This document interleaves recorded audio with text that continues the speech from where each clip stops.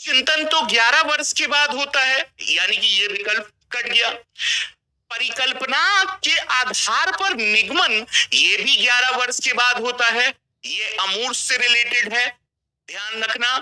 और ये अमूर्त वैसी दे रखा है। और प्रतिगप्ति चिंतन को हम लोग रिफ्लेक्टिव थिंकिंग के नाम से जानते हैं। और रिफ्लेक्टिव थिंकिंग का अर्थ होता है उच्च कोटि की सोच का निर्माण करना।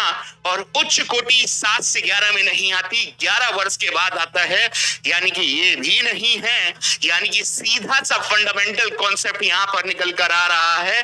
अगर शब्दों को पकड़ना जानते हैं तो प्रतिवर्तन का अर्थ होता है रिवर्स कर देना। और रिवर्स के लिए बच्चे यहां पर अंग्रेजी शब्द जरूर देखिए, वहां पर पलटा भी या विलोम शब्द लिखा होगा, जिसको विलोमीयता के नाम से जानते हैं।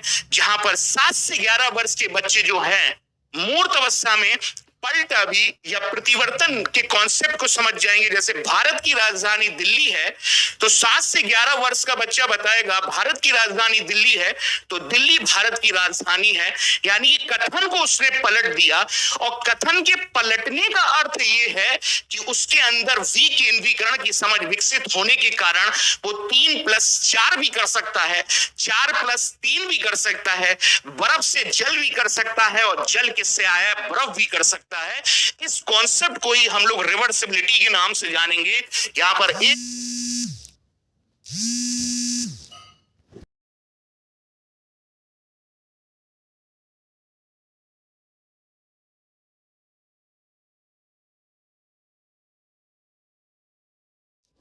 आप लोग लगा लीजिए, 100% राइट है।